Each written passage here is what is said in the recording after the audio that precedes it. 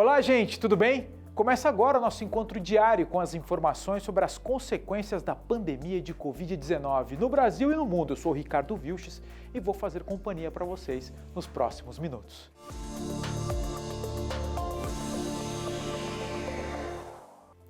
Você que nos acompanha sabe que temos um quadro aqui no boletim chamado Não Caia Nessa. É um espaço para divulgar e combater as fake news, as notícias falsas divulgadas nas redes sociais e que recebemos todos os dias no WhatsApp, no Facebook. O Congresso Nacional debate o tema com a proposta de criação de uma legislação específica, prevendo até mesmo punição para as empresas de tecnologia, como o Google, aquele de buscas. Sobre esse assunto, nós entrevistamos o professor da PUC Paraná, o professor Renan Colombo. Confira essa entrevista. Existe sim um consenso de que as fake news ou o problema da desinformação, ele causa muitos malefícios à sociedade. Ele é sem dúvida nenhuma um problema muito sério, muito grave, com implicações bastante perigosas, e isso tem ficado cada vez mais explícito nesse contexto atual de pandemia do novo coronavírus. A gente tem projetos de lei tentando criminalizar essa prática, a gente tem iniciativas da sociedade civil, do próprio jornalismo profissional, de tentar combater esse tipo de prática, exatamente por entender que a desinformação ou as fake news são extremamente perigosas. E a gente até pode pegar como exemplo o contexto atual da pandemia do coronavírus, em que muita gente pode vir a tomar algum tipo de produto achando que isso pode curar ou prevenir essa doença, quando na verdade muitas vezes essa pessoa pode ter uma complicação de saúde, porque esse produto, ao contrário do que se diz, ao contrário do que as fake news espalham, ele não faz bem, mas ele faz mal para a nossa saúde, para o nosso corpo. Tem inclusive estudos feitos nos Estados Unidos que mostram que pessoas foram internadas, e a gente tem casos de óbitos, de pessoas que procuraram tomar remédios ou então produtos que, segundo fake news, poderiam curar ou prevenir a doença e acabaram se intoxicando. Então, esse é um exemplo muito concreto, né? Tem um estudo feito por uma universidade americana que aponta aí que o número de pessoas que podem ter morrido por se automedicarem, nesse caso nem fazendo uso de remédio, mas fazendo uso de outros produtos por conta de informações que encontraram em fake news, ele pode chegar aí até a casa de 800, quase 1.000 pessoas que vieram a óbito em decorrência disso. Então esse é um exemplo, uma prova concreta dos problemas que a desinformação pode causar. Nós temos condições legais e jurídicas para responsabilizar as pessoas que praticam isso? Essa é a grande discussão de momento, né? A gente tem projetos de lei que estão buscando criminalizar essa prática. Isso envolve uma questão muito séria de privacidade da internet. Esse é um ponto, né? A gente precisa, de alguma maneira, garantir que as pessoas sejam identificadas quando estão na internet cometendo algum tipo de crime, mas, ao mesmo tempo, a gente não pode invadir a privacidade dessas pessoas. Então, é uma operação muito complexa de ser feita, é uma equação difícil de ser solucionada. Essa discussão no Brasil a respeito de fake news ou notícias falsas, ela acontece em função de divergências políticas. Há aquelas pessoas que se dizem prejudicadas porque elas estão tendo o direito à liberdade de expressão cerceados. E aquelas pessoas que estão sendo vítimas de algo incomum nas redes sociais ou na internet, incomum além do injúria, difamação e calúnia. Então, a pergunta que eu tenho para fazer para o senhor é: essa no Brasil já é uma discussão enviesada quando a gente está falando de regulamentação desse aspecto da internet aqui no Brasil? Sem dúvida. A gente vive um processo muito intenso no Brasil de polarização política. Praticamente todas as questões hoje causam uma divisão nas pessoas, metade está de um lado, metade está do outro, aproximadamente, e nesse caso das notícias falsas ou das fake news, isso também acontece. Então, quem costuma disseminar, difundir fake news, busca se defender atrás do argumento de que isso é uma liberdade de expressão. E, por outro lado, a gente tem muitos membros da sociedade civil, do governo, do jornalismo profissional defendendo que isso não é uma afronta à liberdade de expressão, você criminalizar fake news, é você combater mentira, combater um processo que é perigoso à sociedade. Então, sim, esse projeto está sendo acompanhado com esses dois olhares distintos. De um lado, as pessoas que dizem que esse projeto pode representar uma censura, e de outro lado, pessoas que dizem que esse projeto é importante para combater esse problema que está crescendo muito e a gente vai viver agora um ciclo eleitoral e isso tende a se intensificar ainda mais. Professor, eu vou trazer 3 casos concretos aqui desses últimos 15 dias no Brasil. O primeiro deles foi a condenação do presidente do PTB, Roberto Jefferson, que acusou o ministro Alexandre de Moraes de ser advogado do PCC.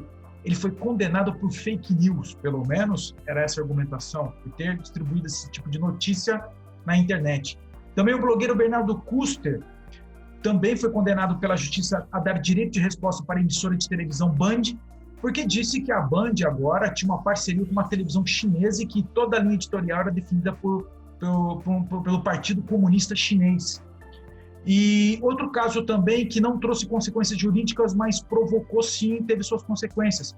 Foi o caso de um programa também da Band, em que debateu o seguinte: quem mandou matar o presidente Bolsonaro? Isso custou o emprego do diretor do programa. Até onde vai as fake news, aqui relatadas e trazidas, e o que é apenas, com muitas aspas, injúria, difamação, calúnia ou mau jornalismo nesses casos?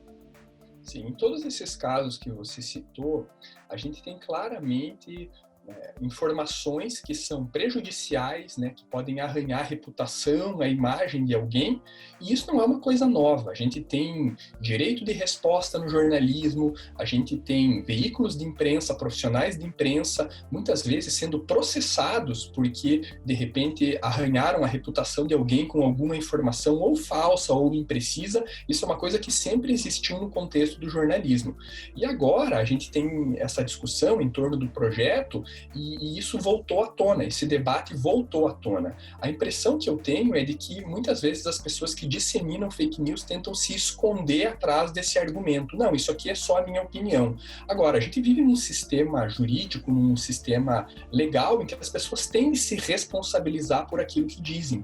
A liberdade de expressão, ela existe, ela é sagrada, ela precisa ser respeitada, mas ela não é ilimitada, ela tem um limite. Qual é esse limite? O limite é exatamente a partir do momento em que você está arranhando, manchando a reputação de alguém. O senhor é favorável de uma legislação específica para isso? Eu acho que a gente pode ter uma legislação específica, sim.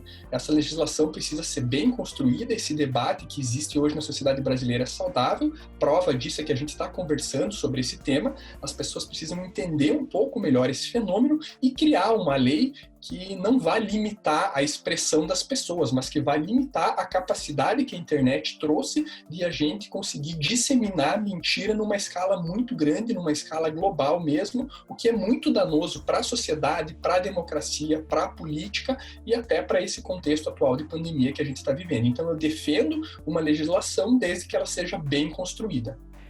As secretarias de educação da maior parte dos estados ainda discutem prazos e datas para a retomada das aulas presenciais. Mas no Amazonas, o estado que primeiro sofreu as consequências da pandemia no Brasil, isso é realidade já há um mês. A rotina de alunos e professores precisou ser toda alterada. A reportagem que nós vamos exibir para vocês foi produzida pela afiliada da TV Brasil lá no Amazonas. Confira. O Amazonas foi o primeiro estado do Brasil a voltar às aulas com o ensino híbrido, onde os alunos assistem pelo programa Aula em Casa os conteúdos da grade curricular transmitido pela TV Encontro das Águas e também presencialmente, com apenas 50% da capacidade. Está sendo um aprendizado bom, até porque a gente vai poder aproveitar mesmo no momento que a gente já tiver 100% na sala de aula presencial. Para a retomada das atividades escolares, pias na entrada das escolas, álcool em gel à disposição, marcações de distanciamento social e uso obrigatório da máscara de proteção. Além disso, é realizado monitoramento e testagem de Covid-19 na comunidade escolar. Após um mês do retorno das aulas presenciais para o ensino médio da rede pública estadual, a Fundação de Vigilância em Saúde do Amazonas já realizou 1.064 testes em profissionais da educação de Manaus. Desse total, 722 testaram negativo para a Covid-19. Os educadores que testaram positivo para a doença foram afastados e encaminhados para atendimento médico. O estado da Bahia também irá testar a vacina produzida pela Rússia. O acordo entre o país e o governo do estado foi assinado na semana passada. Ele prevê a compra de 50 milhões de doses e a testagem com 500 voluntários. A Bahia só espera a Anvisa autorizar para aplicar as primeiras doses em funcionários da saúde. A vacina Sputnik está passando por testagem aqui no Paraná, onde o governo do estado também fez convênio com a Rússia. O presidente do instituto, encarregado desses estudos, informou que os testes estão na última fase e que a previsão é imunizar 10 mil voluntários. Planejamento inicial, os profissionais da área de saúde. Nós vamos trabalhar com o universo dos hospitais universitários da rede pública do governo do Paraná, inicialmente, e na sequência, outros grupos de risco serão selecionados também para os testes na fase 3. Vacinação em massa, segundo semestre de 2021, quando nós falamos, é referente à produção em território brasileiro, em território paranaense. Mas nada impede que as importações ocorram antes. Mas tudo isso depende da aprovação e da realização da fase 3 e do registro da vacina. É claro que com esses resultados positivos, são bons indicativos no momento de análise dos órgãos reguladores. Agora é importante que os dados da fase 3 comprovem, na sequência, os dados da fase 1 e 2. Então, existe possibilidade de, início do próximo ano, ter a vacinação no Paraná. E essa foi a última informação que nós trouxemos aqui no nosso boletim informativo. Espero que vocês tenham gostado.